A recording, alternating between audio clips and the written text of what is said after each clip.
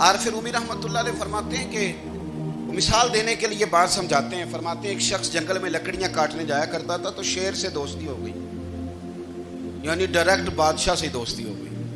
اور بادشاہ بھی وہ جو جنگل کا بادشاہ ہے, جنگل کے بادشاہ سے دوستی ہو گئی. اب وہ لکڑہارا غریب آدمی تھا, لکڑیاں تو کاٹنی ہوتی تھی.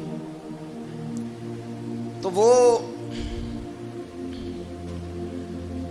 جنگل کا بادشاہ اعلان کر دیتا جانوروں کو کہ میرا دوست آیا, ایک تو کوئی تنگ نہ کرے, اور دوسرا یہ کہ سب لوگ مل کے اس کے ساتھ تعاون کریں.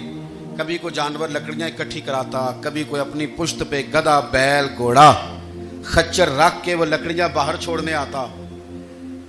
تو اب اس کی بڑی دھوم مچ گئی جنگل کے اندر. لکڑہارا مزدور تھا, وہ بادشاہ سے دوستی کر کے بادشاہ ہی بن گیا.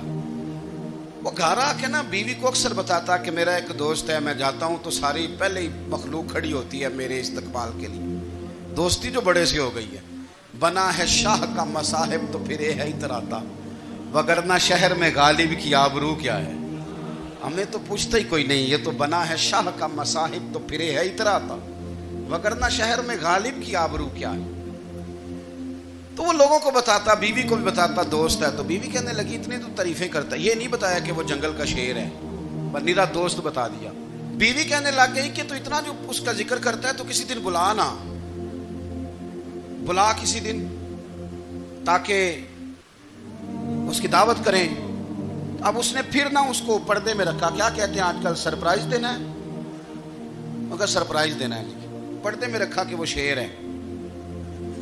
تو وہ بلا لیا گھر. اب اس کے لیے کچا گوشت, ظاہر ہے شیر نے کچا گوشت دکھانا تھا.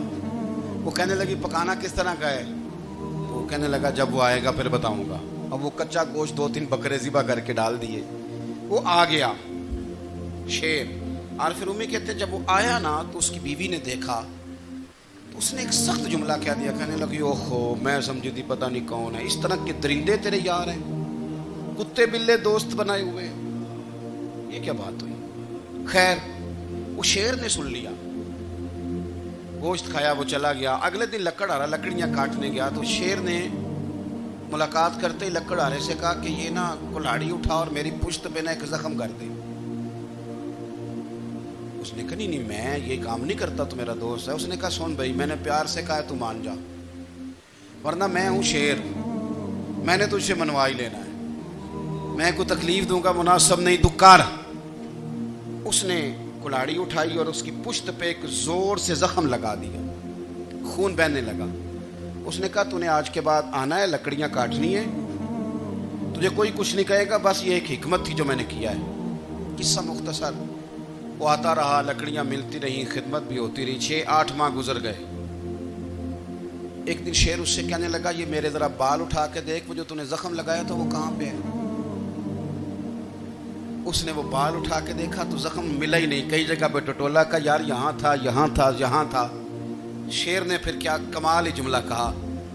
اس نے کہا کہ وہ جو کلاڑی کا زخم تو نے لگایا تھا نا وہ مکمل ہو گیا, لیکن تیری بیوی کا جو لہجہ تھا اور اس کی جو تلخی تھی وہ آج تک میرے ذہن میں موجود ہے, وہ ابھی بھی مجھے تکلیف دیتی ہے.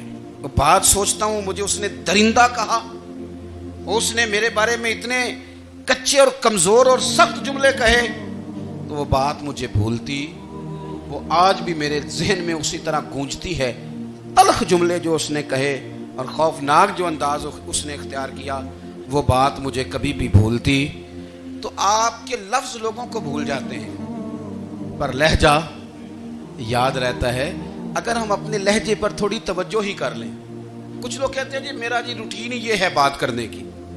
تو یہ یاد رکھنا کسی وقت ایسا بھی ہوتا ہے کہ شیر کو سوا شیر مل جاتا ہے. پھر ایسا نہ ہو کہ آپ کی تلخی کی جواب میں کوئی اس طرح کی تلخی ہو کہ پھر آپ اس کو کبھی بھلا نہ سکیں. ہمارے ہاں نا یہ دور تیزیاں دکھانے کا دور ہے. کچھ لوگ ضرورت سے زیادہ تیزی دکھانے کی کوشش کرتے ہیں.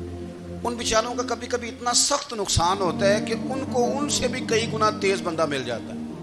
وہ کسی ایسی جگہ جا کے بیچارے الجھ جاتے ہیں جہاں سے واپسی کا راستہ نظر نہیں آتا.